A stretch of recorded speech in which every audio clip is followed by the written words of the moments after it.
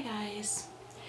Today on my channel I wanted to talk about things that go wrong at a wedding. Now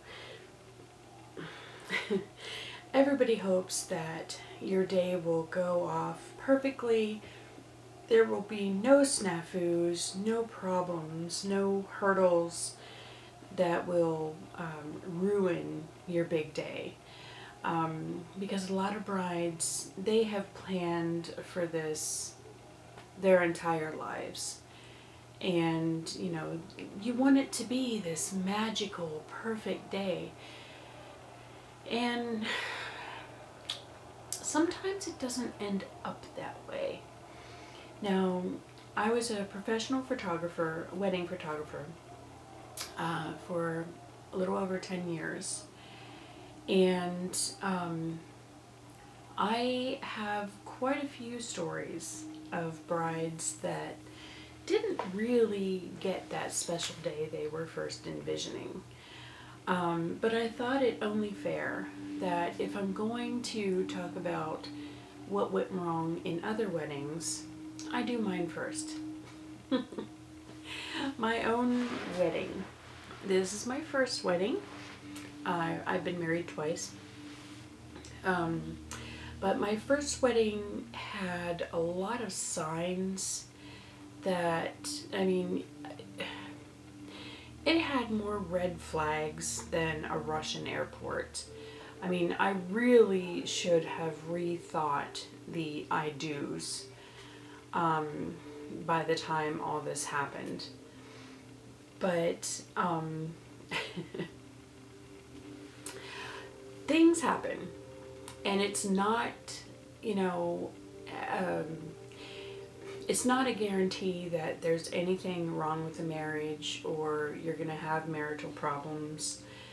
It's just a day that there is so much going on that something is bound to go wrong, and you have to mentally prepare for it. I was not that prepared for it. Now, it started out a couple days before.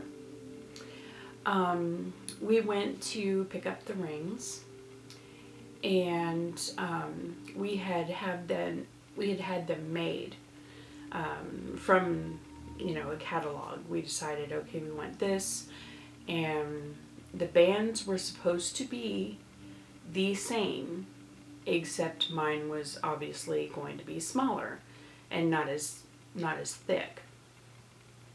And we picked them up, and they looked nothing alike. I was like, this is the wrong band.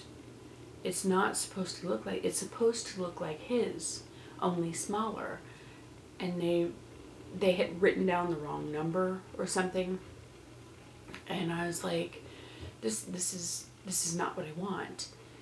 I want that, except thinner in, you know, in my size. So they gave me a loaner band to use for the wedding and return it once they got the real ring in. That was clue number one. The rings were wrong. Now, my now ex-husband had a brother who was in the Marines, and my then mother-in-law was insisting that he wear his dress uniform to the wedding, and he was going to be part of the bridal party. But we weren't at war, and it wouldn't look uniform, and my mom was like, absolutely not. He has to wear a tux to match the other groomsmen. And that was a big to-do between my mom and his mom. And there were other little things that were going on before the wedding, they weren't happy with the fact that I had just paid for a couple of hours of the guy to play piano and not the entire night. So they decided, well, you know, we're gonna just play the radio or something. They ended up hiring a DJ. Now this was in a Victorian mansion. There was not a dance floor. It was a mansion, but it didn't have a ballroom. It had, you know, we were using 3 large rooms, or four large rooms, and they had a grand piano. So that was a big rift when this guy brought in all of his equipment and set up, and of course nobody was dancing because there wasn't a dance floor. So that was a big to-do. My parents had ordered a white limo to take us from the mansion to, well, essentially our apartment. But just, you know, to ride around in a limousine. And the limo showed up and it was black. She's like, it looks like a hearse. What are you doing? It was supposed to be white. And I was like, I don't care. It doesn't have to be white or black. I really don't have a preference. And but my mom, that threw a wrench into her plans. Now, getting ready for the wedding, my mom had a problem because my aunt and my grandma were staying at their house, and my mom had to be there at the mansion to set up and everything several hours before grandma and my aunt had to be. So she's like, let me take my shower and get ready first, and then after I leave, you guys can take a bathroom and start getting ready. Well, they decided to do that immediately, and my mom was all thrown out of sorts because she had to do whatever she could, you know, bird bath and with whatever she was doing with her hair. She didn't get to wash it first, and I mean, it wasn't bad. It looked really nice, but that was a big to-do. And it just irritated her. So when we got to the mansion, one of my friends who had flown in from North Carolina picked up a picture that they had taken off the fireplace or whatever, and it was a picture of the mansion inside, and she's like, okay, where was this taken? And my mom ripped it out of her hand. She's like, you have to get ready, you have to get ready, you don't have time for this. And my friend's like, okay. Now my maid of honor and I were going to get our hair and nails done that morning, and my maid of honor was she was always running a little late, but when they got to the hair place, they separated us, like, completely on opposite sides. And I'm like, you don't understand, this is supposed to be a bonding type thing. And so we left kind of miffed. We didn't get any champagne, none of that stuff you see on TV. And so that sucked. And she's like, well, you know, I'll meet you at the mansion. And I was like, okay, see you then. Well, she didn't show up.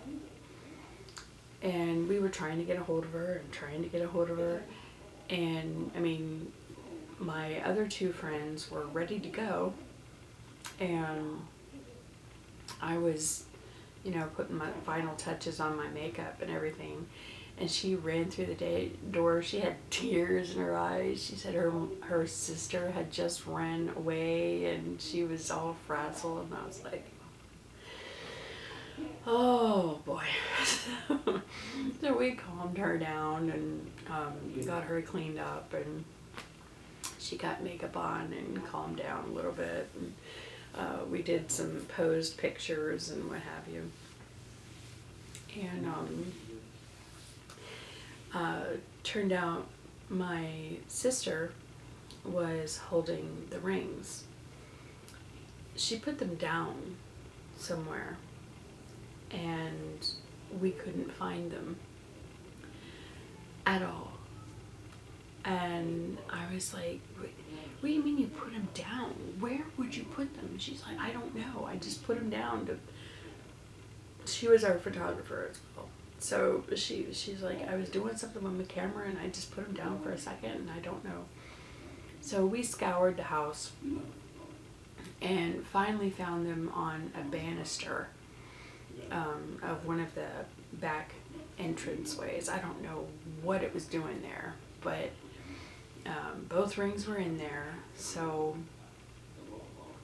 that was interesting. And I mean, it was just a whole bunch of little things that, behind the scenes you're thinking, oh my gosh, what is going to happen next? And the cake arrived. It was late, but it arrived. My flowers were supposed to be a cascading bouquet, and they weren't. They were like, this big, and they were supposed to be double the length. So that was a bummer. And but other than that, I don't remember anything else going horribly wrong. It turned out to be a nice wedding. We did go around in the black limo, but it was fine. It had purple. It had a purple neon light under the bar in the limo, so that was cool.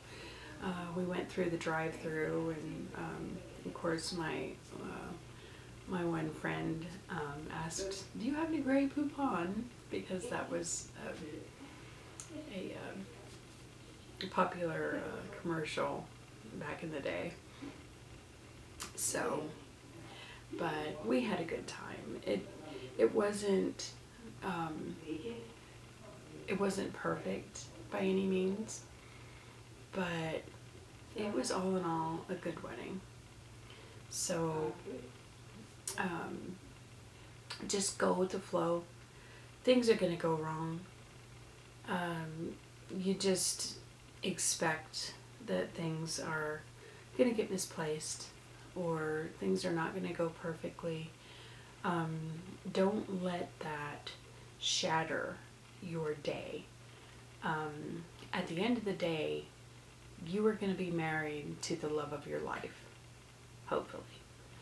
And whether the cake falls over or you spill wine on your dress or any of those things, that is the end result that matters. It's the only thing that matters. So, yeah, it might not be perfect. It might not be things that you see in the movies. But remember, in the movies, they do several takes to get it right. And in the real world, you just have one. So just let it flow.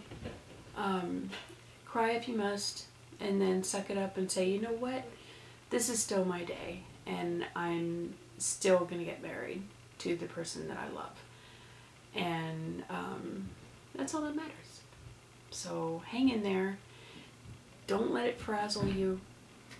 And congratulations. It'll be great. And if you have the right photographer, you'll be able to look back and laugh, smile, cry, whatever.